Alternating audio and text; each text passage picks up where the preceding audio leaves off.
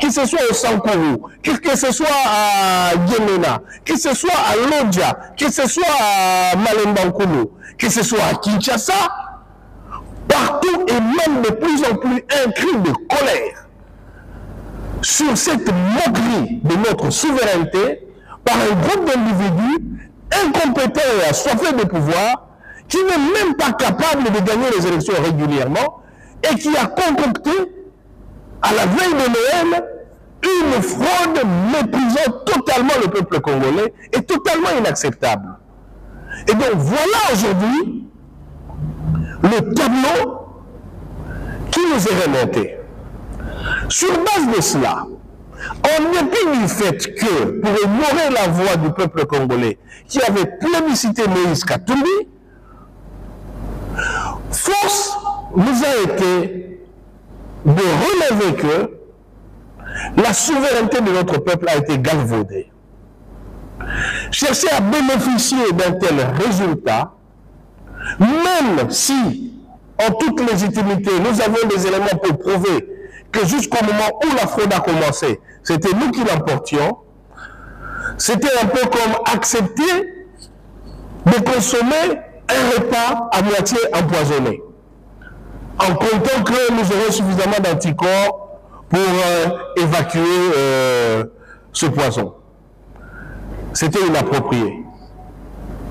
Comme d'autres voix aussi ont fusé pour estimer que l'ensemble d'irrégularités, pas d'irrégularité, ça c'est un terme totalement en deçà de la réalité, l'ensemble d'éléments de fraude qui a été constaté, qui constitue un système délibéré, cohérent, d'une entreprise criminelle visant à usurper nos voix, était tel que nous ne pouvions plus appeler ces braquages par un autre terme que de fraude, et que ça pouvait plus être considéré comme des élections.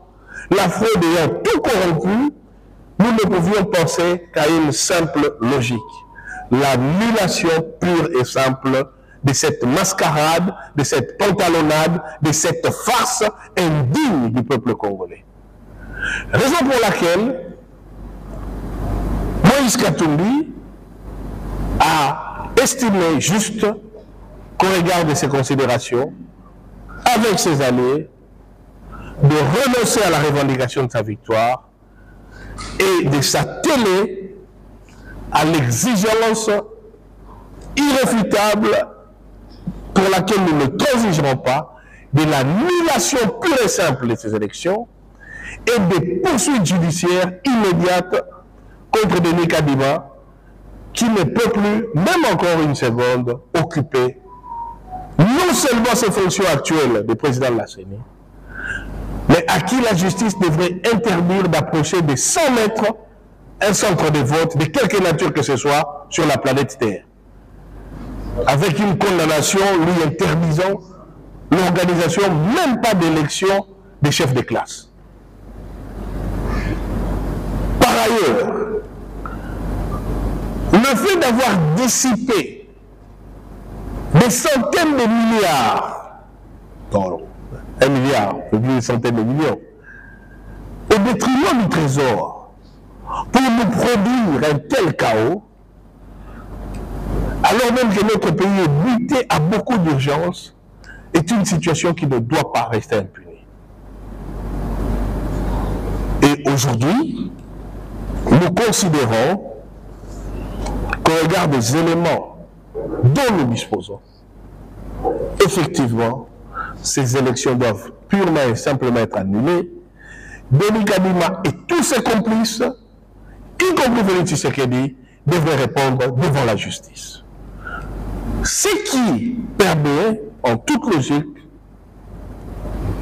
la question ne se pose plus, de tirer la conséquence que nous ne nous sentons même pas concernés par tout ce qui pourra être issu du prétendu centre autoproclamé Bossolo, qui n'a rien de Bossolo en tout état de cause, parce que pour nous, c'est un non-événement. Tout ce qui peut être dit là est issu de la fraude ayant tout corrompu. Les simples faits que la CENI ait pu faire circuler des machines à voter auprès des individus, candidats eux-mêmes, et tous membres d'un camp politique, remet en cause sa propre neutralité, mais surtout accentue les suspicions sur sa propre complicité. En temps utile, nous avions dénoncé l'existence des kits d'enrôlement qu'on avait retrouvés dans des véhicules des membres du camp au pouvoir brusquement lors des accidents. Nous avions dit dans la chaîne logistique de la CENI, il y a un mécanisme de facilitation d'accès aux kits électoraux pour créer des bureaux parallèles. Aujourd'hui, Denis Kadima est dans l'impossibilité de justifier comment des tiers candidats, membres d'un parti politique, tous affiliés à Félix Tshisekedi, se sont retrouvés en possession de ces kits électoraux. Aucune autorité judiciaire ne se permet de poser ces questions. Alors, comment est-ce encore possible de pouvoir appeler cette pantalonnade, ce cirque, une élection? Comment pouvez-vous même vous attendre à des résultats lorsqu'une telle mascarade a été organisée? M. Mouyaya devrait se calmer. Après avoir quitté Kabila pour aller chez Tshisekedi, il est sûr que lorsque le peuple congolais va mettre Moïse Katumbi à la tête du pays après de bonnes élections, il viendra encore solliciter des services. Donc, qu'il se calme, le chèque, c'est les tricheurs. Et il est le porte-parole des tricheurs. Consensus électoral pour poser votre problème. Ça, c'est la première question. La deuxième question, les missions d'observation électorale du Centre Carter, de la SADC et de l'Union africaine se sont accordées pour dire que malgré les difficultés logistiques, les élections se sont déroulées dans de bonnes conditions et qui a appelé à l'organisation des négociations politiques. Quelle est votre opinion à ce sujet? L'opinion de ces missions d'observation me permet de rebondir sur l'interpellation que je fais à mes compatriotes.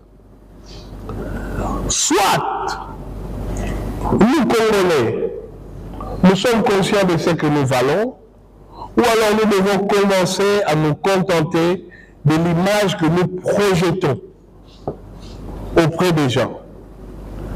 Dans quel pays au monde on vous dirait d'accepter des résultats d'un scrutin au cours duquel les machines à voter se trouvaient dans les maisons des candidats tous proches du pouvoir? Dans quel pays au monde une seule machine annule tous les scrutins? Soyons sérieux. En fait, on est en train de nous dire, consommer le plat, c'est vrai qu'il y a un peu de poison, mais ça va juste vous détruire le foie. Mais après, vous pouvez jamais vivre avec. Non. Ou c'est empoisonné, ou ça ne l'est pas. Mais nous savons tous que c'est empoisonné. Nous ne maîtrisons pas l'ampleur de la fraude. Mais nous savons tous que la fraude a été massive. Elle a été systématique. Parce que les constats de circulation des machines à voter ne sont pas isolés. Ce n'est pas comme si on les avait seulement retrouvés au Kasaï. Vous voyez à Idiofa, le personnel électoral disparaître, et un chef coutumier se promener avec les urnes à la recherche de la CENI d'y abandonner les urnes. Est-ce que vous pensez vraiment que dans un pays normal, la Fondation Carter le dirait aux Américains d'accepter ça? Pourquoi nous, on doit avoir un standard au rabais? Pourquoi les bons standards doivent être acceptés ailleurs et nous, les Congolais, nous devons accepter la fraude? C'est un non-sens. Et j'ai considéré, moi, que le rapport Carter était caractérisé par la condescendance et une lecture totalement insultante vis-à-vis de la citoyenneté congolaise. Nous sommes des citoyens, cet argent c'est notre argent, nous avons droit à des élections de qualité et nous ne pouvons pas permettre à des fraudeurs de bénéficier du fruit de la fraude. Ils en ont bénéficié en 2018, cette fois-ci c'est non. Voilà notre position. Un chronogramme, notamment l'activité prévue le 27, Avez-vous, vous également, des actions qui sont prévues? Ça, c'est la première. La deuxième, est-ce que vous allez participer à l'activité prévue par cette autre partie de l'opposition? Merci. Pour la première, oui, nous avons effectivement une panoplie d'activités, mais nous avons la particularité de nous annoncer que en temps utile, en temps opportun. Alors il faut bien préciser que nous en avons appelé au peuple congolais. Et le peuple congolais va s'assumer. Et quand ensemble, ou la coalition Congo Yamakasi décidera aussi d'agir, nous le ferons dans notre cadre. Par contre, puisque nous tous nous en avons appelé au peuple congolais, et que notre leader en appelle au même peuple pour organiser quelque chose, nous saluons la démarche, nous saluons l'initiative. Elle procède du fait que nous lançons à la face du monde que nous ne laisserons pas passer cette fraude. Ça prendra le temps que ça prendra, mais cette fraude, c'est la fraude de trop, et c'est la dernière, elle ne passera pas. Donc ça, c'est aussi ce message, et je pense que, en dehors du camp de Félix Tshisekedi, qui trouve que la tricherie est normale, toute autre personne a considéré que ça, c'était totalement inadmissible. Donc nous encourageons les autres initiatives, pas seulement politiques. Nous avons dit que cette question va au-delà des résultats d'un vote au bénéfice d'un camp politique. Cette question va sur la quintessence même de notre citoyenneté. Qu'est-ce que nous allons, en tant que citoyens congolais, que valent nos voix?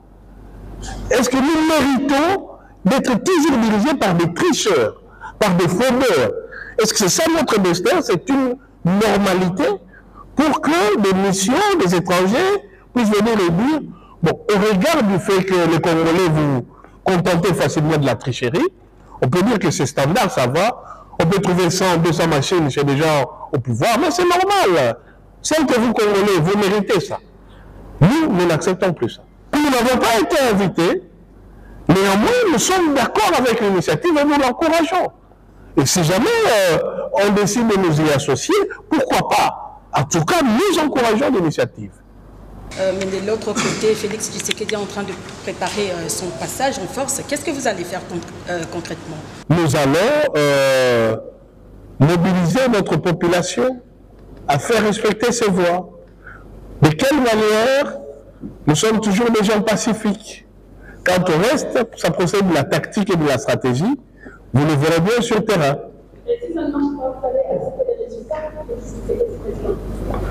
Il n'y a aucune raison que ça ne puisse pas marcher. Sauf si vous voulez nous dire que les Congolais qui ont marché en 2018, les Congolais descendants du groupe des 13 parlementaires, les Congolais qui ont marché en janvier 59, n'ont laissé que des pleutres et des citoyens de seconde zone qui estiment que leur destin, c'est d'être dirigé par des tricheurs et des fraudeurs. Est-ce que Kabila n'a pas été visionnaire? Il a vu ce que vous avez vu en retard aujourd'hui, parce qu'il avait déjà dit que ça se passera comme ça. Ça, c'est la première question. Et la deuxième, vous êtes en face des gens pour qui les élections ont été bien organisées, pour qui c'est Fachi béton ou rien, et qui vont faire un passage en force. Est-ce que l'option démocratique est toujours la meilleure face aux gens qui actuellement ont déjà militarisé, je ne sais pas si vous avez vu les images, la ville de Lubumbashi? Alors, pour la première question, non. Comme je l'ai répété, nous n'étions pas entrés naïvement comme des moutons qui vont à l'abattoir. Et à chaque étape, nous disions que les comportements de ces individus dénotent qu'ils veulent organiser la tricherie. Mais nous sommes des démocrates.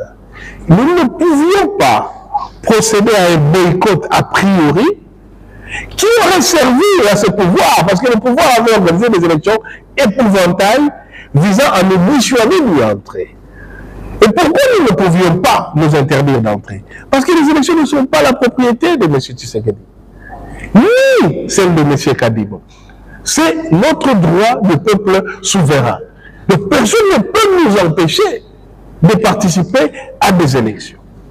Mais maintenant qu'ils ont volé, triché, fraudé, c'est une autre question. Mais la question n'était pas du droit ou non de participer. Parce que boycotter n'était pas une option. C'était abdiquer sur nos droits. Nous y sommes entrés. Et le peuple nous a plébiscité. Ils ont fraudé, ils ont triché. Nous les traitons en tricheurs. Alors vous me dites, oui, mais ils ont militarisé. J'en ris. En ce qui nous concerne, nous restons toujours sur nos valeurs constitutionnelles. Parce que nous savons que le peuple est souverain. Le peuple a le dernier mot. Et que il n'y a jamais assez de balles dans un fusil pour massacrer tout un peuple. N'oubliez pas, chers amis, les deux dernières affaires impliquant l'Afrique à la CPI ont concerné des chefs d'État. Et ça concernait des violences post-électorales. Laurent Gbagbo revient de la CPI pour ça. Il y a une affaire qui a été suspendue, faute de témoins, mais qui concerne les deux présidents du Kenya, Uhuru Kenyatta et l'actuel Ruto. Donc ne pensez pas que ce qui se passe au Congo va se limiter simplement par la loi du plus fort ou par la loi du plus armé. Il y a des chefs d'État qui ont rendu compte parce qu'ils avaient aussi des milices. Donc, nous n'avons pas peur. Et nous savons que les séquences et les jours qui sont en train de venir ne vont pas profiter aux fraudeurs, aux tricheurs. Ça, vous pouvez vous rassurer.